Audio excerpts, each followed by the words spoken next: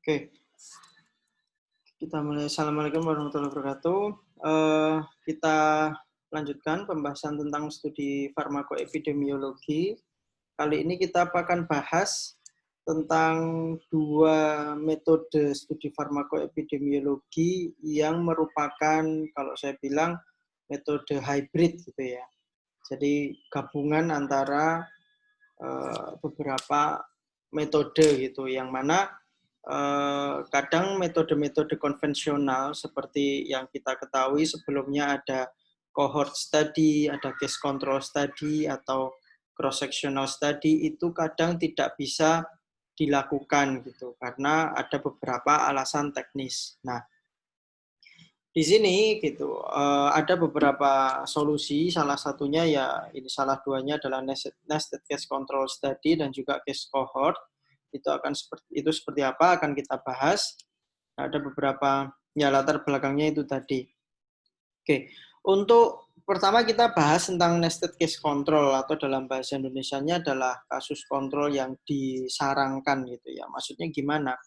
Nested case control itu merupakan studi case control yang dilakukan pada suatu cohort gitu.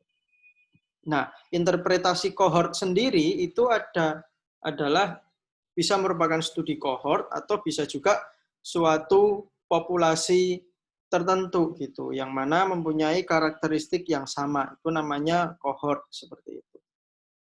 Nah, bagaimana cara melakukan studi dengan metode nested case control ini ya?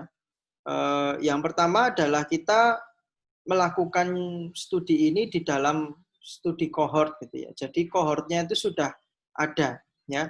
Ditentukan dulu, identifikasi dulu cohortnya siapa ya, cohortnya siapa, karakteristiknya seperti apa gitu. Ya, biasanya yang praktis atau yang practically gampang dilakukan itu biasanya yang terregister gitu. Karena cohort ini biasanya cohort-cohort yang memang diniatkan untuk merekam perjalanan kesehatan suatu populasi gitu atau suatu kelompok gitu. Jadi biasanya seperti itu. Nah, langkah pertama setelah kita mempunyai populasi kohortnya gitu ya. Yang kedua adalah kita mendefinisikan atau menentukan kasusnya ya. Kemudian ya misalnya kasusnya siapa, kemudian ini yang menjadi ciri khas dari nested case control ini adalah kita mematchingkan gitu ya, memasangkan gitu kontrolnya. Jadi kontrolnya itu dipasangkan ya. Jadi kontrolnya dipasangkan sehingga nanti karakteristik antara kelompok kasus dan karakteristik pada kelompok kontrol itu mempunyai hasil yang atau mempunyai karakteristik yang comparable seperti itu atau sebanding ya. Setelah itu baru dilakukan setelah dapat kasus dan kontrolnya, kan kalau studi case control itu kan harus melihat exposure-nya seberapa ya. Nah, langkah ketiganya adalah dilihat exposure-nya seperti apa kayak gitu. Nah, jadi seperti case control biasa. Ya, seperti itu. Nah, setelah itu baru dihitung odds ratio dan seterusnya. Seperti itu. Ya.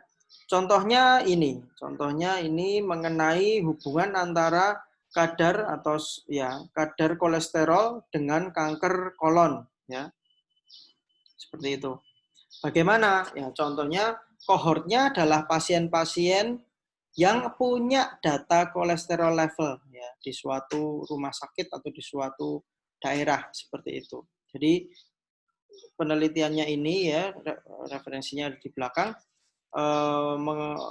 kohort yang digunakan atau populasi kohort yang digunakan adalah sebanyak 48.314 orang. Jadi semua orang yang punya data kolesterol, kadar kolesterol dalam darah itu dimasukkan dalam kohortnya. Terus gimana dari 48.000 sekian orang itu tadi, pasien tadi, ternyata yang mengalami colorectal cancer itu ada 45 orang, misalnya seperti itu. Ya minimal yang teridentifikasi. Seperti itu ya, ada 45 orang. Nah, terus apa yang harus dilakukan? Nah, yang harus dilakukan adalah peneliti mencari ya kontrol, kan gitu. Ya, mencari kontrol. Nah, mencari kontrolnya harus melalui proses matching gitu. Ya, misalnya pakai rasio 1:5 misalnya kayak gitu. Jadi misalnya ada satu orang dengan umur 40 tahun di kelompok kasus yang di colorectal cancer. Itu harus dicari karena 1:5, 5 orang yang pada kohort yang sama, ya pada populasi kohort yang sama, itu dicari 5 orang dengan usia, ras, dan jenis kelamin yang sama, kayak gitu. Itu namanya matching, ya. Kita mematchkan karakteristiknya, umur, jenis kelamin, dan juga ras. Sebetulnya bisa banyak sekali, ya tergantung penelitinya mau mematchkannya dengan kategori yang mana, seperti itu. Ya, jadi satu kasus pasien colorectal cancer dicari misalnya 5 atau 1:10 berarti dicari kontrolnya 10 per satu kasusnya.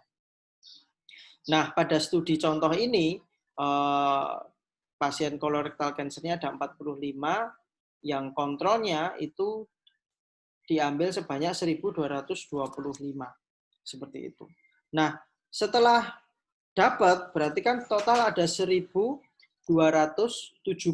ya, kalau di total ya baik dari yang kasus maupun kontrol, baru dilihat ya, baru dibandingkan kadar kolesterolnya ya. Baru dilihat kadar kolesterolnya ya, seperti case control biasa seperti itu. Kalau case control biasa kan populasinya bebas ya. Tapi kalau nested case control ini populasinya berada di dalam cohort seperti itu. Nah, ini sedikit pembahasan ya. Jadi langkah ketiga adalah membandingkan rata-rata kadar kolesterol dari dari kelompok kasus dan kelompok kontrol. Tetapi masalahnya adalah kalau kita mau menghitung odds ratio, kita tidak bisa menghitung odds ratio kadar kolesterol dalam darah. Kenapa? Karena datanya data continuous. Ya, data continuous, karena data continuous kan nggak bisa dibagi jadi nggak bisa digunakan untuk menghitung odds ratio, karena untuk menghitung odds ratio yang dibutuhkan adalah data yang kategorik, ya, data dikotomus. Ya, oleh karena itu peneliti di sini melakukan ya dalam menghitung odds ratio membagi kadar kolesterol level itu menjadi kelompok-kelompok berdasarkan kuartilnya. Jadi kalau dari sini dibagi menjadi 4 ya, seperti itu. Kalau teorinya kan dibagi menjadi 2 ya. Karena 2x2 kan tabelnya, ini kan pasien dengan colorectal cancer itu mana yang mungkin tinggi, mana yang rendah, kemudian yang kontrol juga mana yang kolesterolnya tinggi, mana yang kolesterolnya rendah. Nanti baru bisa dihitung dihitung odds rasionya seperti itu. Nah, itu adalah nested case control ya. Nah, itu contohnya tadi ya. Kelebihannya apa ya? Kalau kelebihannya adalah kontrol sudah pasti berasal dari populasi yang sama. Enaknya itu ya. Beda kalau case control biasa, itu kan kita cari pembandingnya agak susah ya. Agak susah karena terlalu bebas, jadi agak susah seperti itu. Kemudian smaller number of study subject ya, jadi butuh subjek penelitiannya itu rendah, sedikit gitu ya, sehingga lebih murah dan data collection prosesnya lebih cepat gitu. Kemudian data pada exposure sudah dikumpulkan sebelumnya ya, contohnya tadi kan kadar kolesterol kan kita sebetulnya sudah ada datanya kan. Nah, sehingga nanti kalau sudah ketemu kasusnya siapa, sudah di matching, sudah ketemu 1.270 orang itu, ya kita sudah punya data dari sejumlah 1.270 datanya itu sudah ada semua. Jadi kita mudah tinggal menghitung odds rasionya.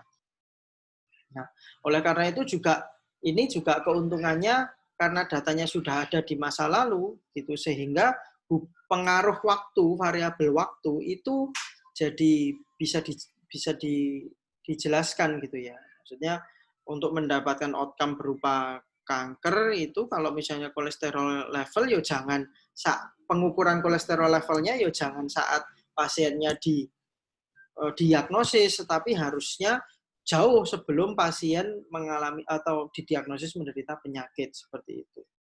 Ya. Selain itu juga karena datanya sudah ada, recall biasnya nggak ada, ya kan? Karena datanya sudah ada, sudah direkam gitu, jadi tidak ada recall bias seperti itu.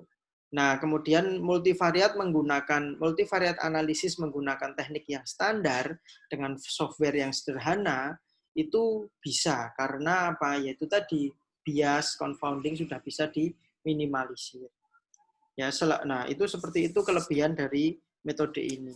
Nah, kekurangannya apa? Kalau kekurangannya ya tadi sih pengumpulan data exposure, paparan dalam bentuk kadar kolesterol darah itu sudah sudah ada karena datanya objektif ya. Tetapi data-data yang misalnya data-data yang misalnya sangat subjektif ya, yang misalnya kayak smoking history ya dan lain sebagainya ya, kebiasaan-kebiasaan itu kan nggak bisa direkam. Nah itu tetap harus diminta ya, tetap harus dikumpulkan ya. Tapi enaknya misalnya riwayat penggunaan obat dan lain sebagainya karena dia terekam terus itu sudah relatif enak, datanya sudah relatif jelas gitu sehingga biasnya bisa dikurangi. Makanya ini dinilai meskipun metodenya kurang lebih sama, dinilai mempunyai kelebihan daripada yang case control biasa atau yang cohort seperti itu. Itu adalah tentang nested case control. Ya. Kemudian metode yang kedua adalah case cohort study. Ya, sebetulnya case cohort study ini kurang lebih sama dengan case nested case control tadi. Yang samanya apa? Kesamaannya adalah sama-sama dilakukan dalam satu cohort gitu. Ya. Tetapi bedanya apa? Nggak ada matching gitu ya. Utamanya sih ini, ya bedanya nggak ada matching. There are no match individual in the comparison group. Ya, seperti itu. Bedanya kurang lebih itu. Nah, contohnya seperti apa? Nah, dari situ kan kita bisa mendapatkan gambaran ini ya. Mengenai ya representasi mengenai unstratified case cohort study design. Nah, misalnya lingkaran paling besar ini ya, lingkaran paling besar ini adalah original cohortnya. Ya, cohortnya misalnya puluhan ribu tadi. Nah, kemudian kita dapat kasus, kemudian kita dapat cohort kontrolnya itu ngambil dari dalam cohort ini. Ya, kadang bisa jadi itu berpapasan karena kita dapatnya random. Karena dapatnya ngacak bisa aja karena kita ya namanya acak itu kan kita nggak bisa milih pasien mana yang akan kita masukkan kontrol. Bisa saja karena randomisasinya harus dilakukan pada original cohort, bisa jadi orang-orang yang masuk ke random cohort ini ternyata dia juga mengalami kasus. Nah, terus itu gimana? Nah, ini masalah dari case cohort ini. Ya, jadi di case cohort ini, kalau misalnya kita mau objektif, kan kita nggak boleh milih kasusnya, kontrolnya siapa kan. Nah, ini sering menjadi pembahasan di studi case cohort, apakah ini harus dihilangkan atau dimasukkan ke kasus atau dimasukkan ke cohort. Kalau ke kontrol nggak mungkin ya, tetapi harus dimasukkan ke kasus seperti itu.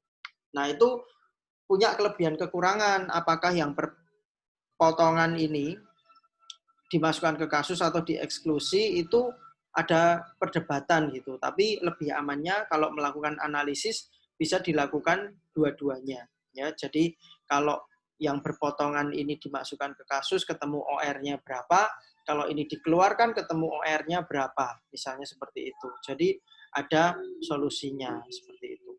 Nah, contohnya ya studi yang sudah dilakukan adalah peran dari selenium pada kanker payudara. Pertama, ini dilakukan pada cohort 5.162 healthy women. Jadi kalau di negara maju itu kan orang sehat pun Ya karena kadang sakit flu itu dan lain sebagainya kan datang ke klinik ya. Nah, mereka datanya ada gitu.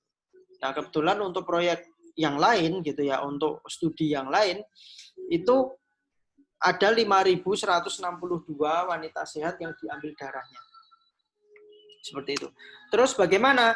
Setelah itu, setelah di follow up cohortnya, itu ternyata ada 46 orang wanita yang mengalami kanker payudara.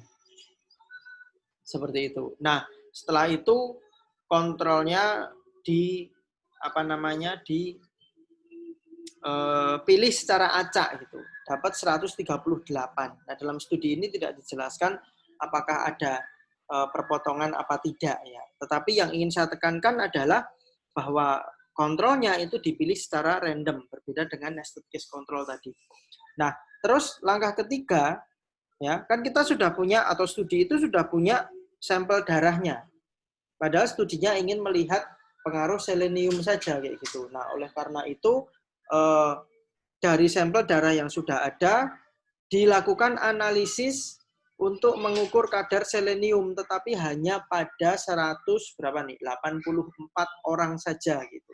Ya, jadi studinya lebih terarah seperti itu. Itu contoh yang pertama mengenai metode ini ya, yang case cohort ya. Seperti itu. Contoh lagi yang lain adalah pada kanker payudara pada pasien yang mendapatkan terapi hormon replacement terapi untuk pasien yang menopause ya. Wanita yang menopause itu kan kadang dapat HRT ya. Nah, itu kemudian itu kohort utamanya ya. Jadi kohort utamanya adalah untuk melihat pengaruh hormon replacement terapi terhadap risiko dari kanker payudara ini. Nah, studinya seperti apa? Ya, studinya adalah dilakukan pada 23.000 orang ya, kohort yang mendapatkan estrogen, ya, mendapatkan terapi estrogen. Setelah itu dari 23.244 ini diambil 253 pasien yang mengalami kanker payudara. Nah, pada studi ini kontrolnya diambil secara acak dengan rasionya 1:30 gitu. Ya, 1:30. Jadi kalau ada 2.253 berarti kontrolnya sebanyak berapa? Dikali 30 berarti sekitar 6 ribuan ya. 7 ribuan. Ya, sekitar 7 ribuan sebagai kontrol. Nah, kalau sudah kemudian dihitung rasionya ya. Jadi orang yang dapat HRT itu berapa ya. Kemudian dilihat rasionya seperti apa. Ya, seperti itu. Nah, tetapi untuk yang analisis gitu ya, untuk yang analisis atau salah satu kelebihannya daripada ini dibanding yang nested case control tadi, randomisasi ini. Kelebihannya adalah randomisasi itu. Kenapa? Nah, namanya randomisasi itu untuk mengatasi yang namanya bias kan. Kalau peneliti memilih tidak di random, itu kan mesti tidak baik gitu, ya, atau relatif tidak baik. Oleh karena itu perlu ada yang namanya randomisasi ini. Itu kelebihannya. Nah, kelebihan dari case cohort ini adalah subjeknya itu bisa dipilih segera setelah peneliti atau setelah data kohortnya itu tersedia. Tidak harus menunggu kasus terjadi ya. Berbeda dengan yang nested case control tadi, harus nunggu kasus dulu baru milih kohortnya kan ya. Baru memilih kontrolnya. Kalau ini enggak. Ya, jadi sub kohortnya itu bisa langsung dipilih. Entah nanti dia mengalami outcome apa tidak itu belakangan seperti itu. Nah, kemudian the same sub cohort can be use ya untuk menganalisis outcome yang lain ya. Seperti itu. Jadi bisa namanya cohort ini sub cohortnya itu bisa digunakan untuk berbagai outcome. Untuk studi-studi yang intervensi misalnya penggunaan obat ya, penggunaan tadi hormon replacement terapi, kebiasaan minum obat itu perubahan pada parameter biologi, kepatuhan dan lain sebagainya itu bisa dimonitoring, itu bagusnya itu. Ya. Kenapa kita studi farmakoepidemiologinya pada kelompok kohort yang sudah tertutup ini, maksudnya yang sudah terkelompok ini, kelebihannya itu datanya udah ada. Beda kalau yang post marketing surveillance obat baru yang benar-benar misalnya populasinya baru tidak terekam ya, misalnya karena obat ini target populasinya baru, jadi untuk datanya belum ada. Nah itu datanya benar-benar random gitu ya. Kita bisanya menggunakan metode yang case control biasa atau cohort study yang biasa. Ya seperti itu. Jadi enaknya itu untuk studi-studi yang intervensi ya obat dan lain sebagainya itu bisa dimonitoring ya seperti itu. Ya, kemudian sub cohort juga bisa digunakan sebagai kontrol pada studi yang nested case control seperti itu.